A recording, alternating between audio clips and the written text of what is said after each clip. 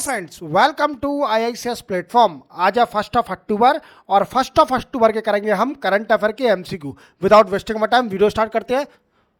First question, which state will launch Shankh air name airline by end of 2024।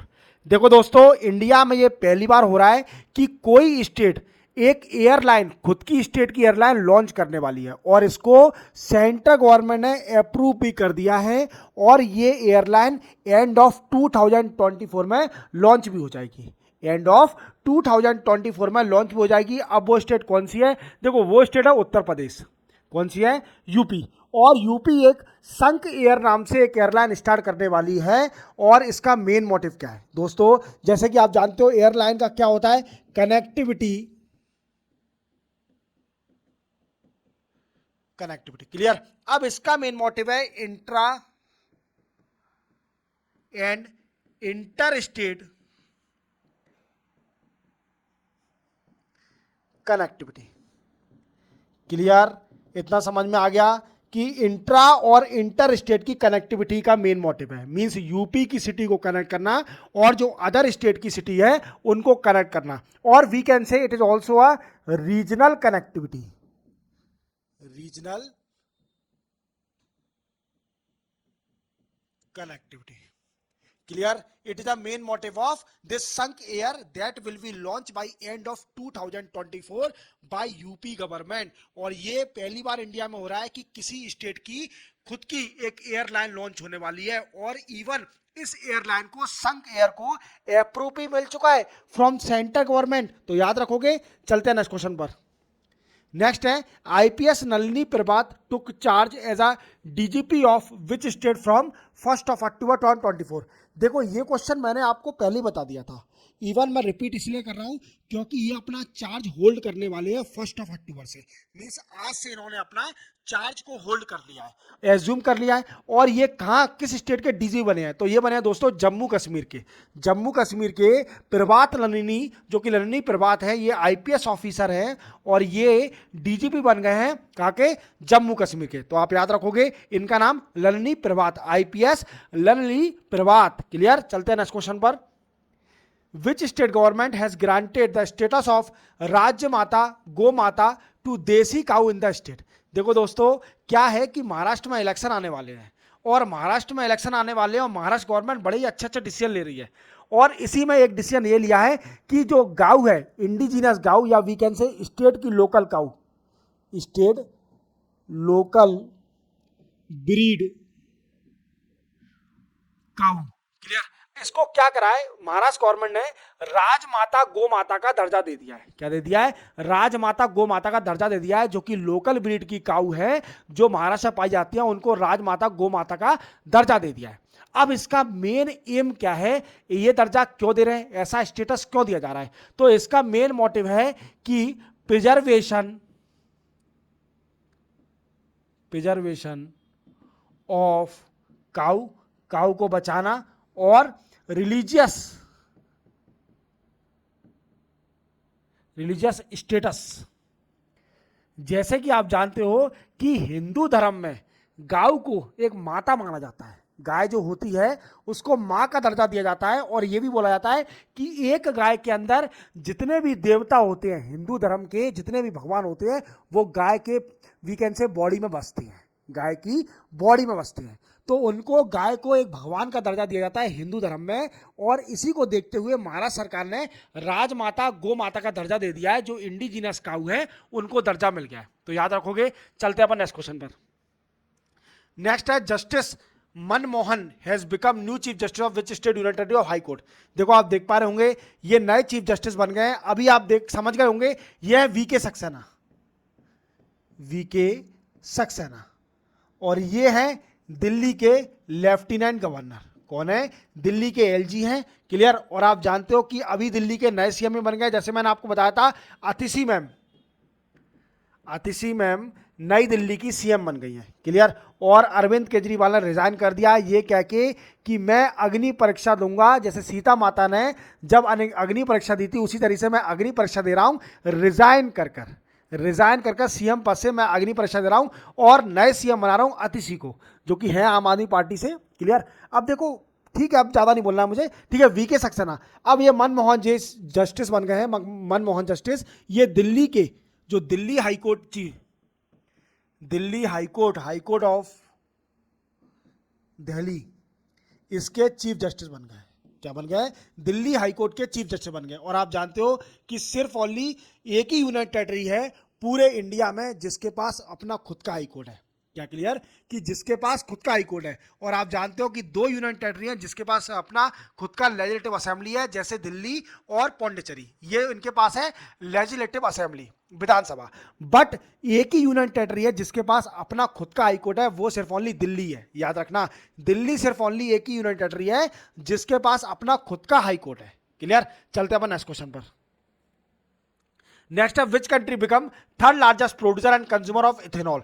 देखो आप जानते हो कि क्लाइमेट चेंज के दौर में, जो कि क्लाइमेट चेंज पर डिस्कस किया जा रहा है, तो इसमें क्या है कि इथेनॉल का बड़ा यूज है, क्योंकि बायोफ्यूल, जिसको हम बायोफ्यूल बोलते हैं,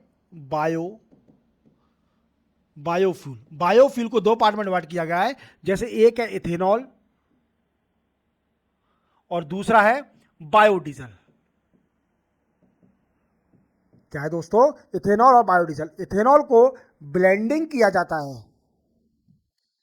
ब्लेंडिंग विद पेट्रोल, और बायोडीजल की ब्लेंडिंग की जाती है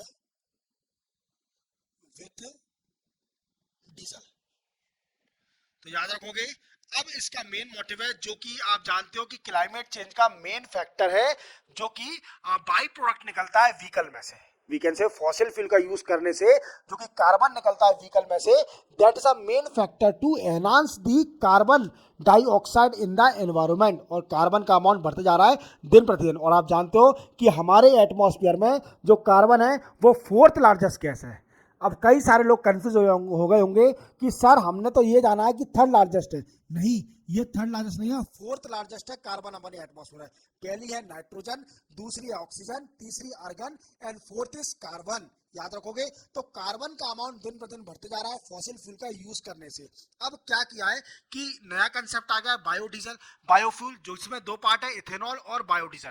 क्लियर? अब क्या है कि इथेनॉल की ब्लेंडिंग करी जाती है पेट्रोल के साथ, जिससे क्या है कार्बन कम निकलता है, और बायोडीजल की ब्लेंडिंग करी जाती है डीजल के साथ, मतलब डीजल में मिलाया जाता है, तो उससे क्या है कि कार्बन की वीकेंड से बाई प्रोडक्ट कम निकलता है। क्लियर? अब क्या है, इंडिया तीसरा सबसे बड़ा प्रोड्यूसर और कंज्यूमर बन गया है इथेनॉल का।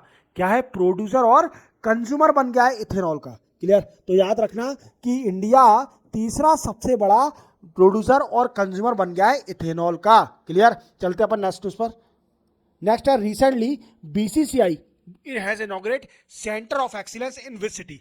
देखो दोस्तों, जैसे आप जानते हो कि board of cricket council of India क्या है ये सबसे बड़ी हायर अथॉरिटी आप जानते हो क्रिकेट की हमारे इंडिया की। और बीसीसीआई ने अब अपना एक सेंटर ऑफ एक्सीलेंस किसी सिटी में स्टार्ट किया है, सेंटर ऑफ एक्सीलेंस, और ये स्टार्ट किया है बेंगलुरु सिटी में। बेंगलुरु सिटी में स्टार्ट किया है सेंटर ऑफ एक्सीलेंस।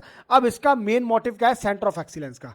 तो देखो, सेंटर ऑफ एक्सीलेंस का ये मेन मोटिव आप जानते हो कि आजकल हमारे कॉलेज में, यूनिवर्सिटी में कई सारे सेंटर ऑफ एक्सीलेंस बनना है। क्यों बनना है? इसका मेन मोटिव होता है इनोवेशन करना, या फिर ऐसे ही अगर बीसीआई में देखा जाए तो सेंटर ऑफ एक्सीलेंस का मेन मोटिव होगा कि ग्राउंड बनाना अच्छे अच्छे, और इसी के साथ उनको ट्रेनिंग देना, नए प्लेयर को ट्रेनिंग देना, इनोवेशन करना, क्रिकेट में कुछ नया कुछ करने को मिले, नया शॉट मिले। तो that is a main motive of centre of excellence setup by the BCI in Bengaluru city. Clear? चलते अपन नेक्स्ट क्वेश्चन पर।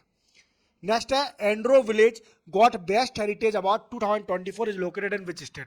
देखो एंड्रो विलेज, देखो आप जान रहे हो ये कितना सुंदर विलेज है, आप देखो इसकी हरियाली, और ये है विलेज मणिपुर में, और इसको वीकेंड से स्टेटस दिया गया है बेस्ट टूरिज्म अवार्ड।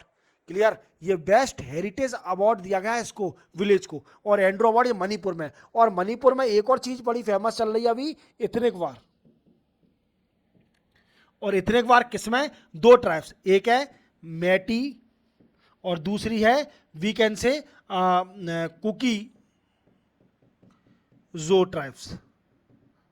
क्लियर? याद रखना, ये दो ट्राइब में इतने वार चल रहा है मणिपुर में, और इसको अभी एक गांव है एंड्रू, इसको वीकेंड से बेस्ट हेरिटेज अवार्ड मिला है, और इसने टूरिज्म को बढ़ाया है। अब कारण क्या है इसका? क्योंकि यहां पर culture culture we can say traditional culture बड़ा ही अच्छा है, ट्रेडिशनल कल्चर को अभी भी फॉलो करा जाता है इस विलेज में, और जो कि बहुत ट्रेडिशनल, जो फायर वर्कशिप मतलब आग की पूजा करना, ये भी बड़ा फेमस है इस विलेज में। क्या है? आग की पूजा करना, ये भी बड़ा फेमस है इस विलेज के अंदर। तो इसलिए टूरिज्म बढ़ाने के लिए ये नया इनोवेटिव कर रही है विलेज, तो इसको ये अवार्ड दिया गया है। क्लियर? चलते अपन नेक्स्ट क्वेश्चन पर। नेक्स्ट है, recently who has been conferred prestigious 2024 SASTRA Ramanujan prize. शास्त्र रामानुजन प्राइज, रामानुजन को जानते हो आप कि बहुत बड़े मैथेटिशियन थे। क्या थे? मैथ के बहुत बड़े वी कैन से साइंटिस्ट थे रामानुजन। क्लियर? अब ये अवार्ड भी दिया जाता है रामानुजन, शास्त्र रामानुजन। अब ये स्टार्ट कब हुआ? ये स्टार्ट हुआ 2005 में, और किसके द्वारा जाता है?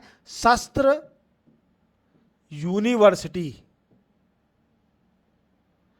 इन तमिलनाडु, शास्त्र यूनिवर्सिटी के द्वारा दिया जाता है। और यह दिया जाता है मैथमेटिशियन को,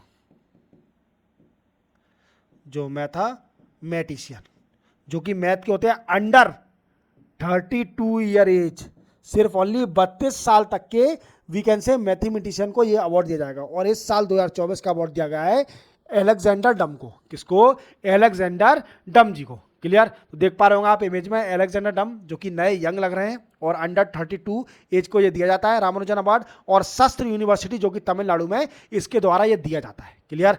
चलते अपन नेक्स्ट क्वेश्चन पर। नेक्स्ट है, NATO will establish new northern land command in which country bye 2024। ये पूछ रहा है कि नाटो, आप जानते हो कि रशिया और यूक्रेन में वार चल रहा है, और नाटो इसका बहुत इंटरफेरेंस कर रहा है। क्लियर? और नाटो ने क्या करा है कि रशिया से लड़ने के लिए एक ईस्टर्न कंट्री, कोई भी फिनलैंड कंट्री के अंदर, जो ईस्टर्न फिनलैंड में एक लैंड कमांड सेटअप करने जा रही है, नई लैंड कमांड ईस्टर्न फिनलैंड में। कहां पर? ईस्टर्न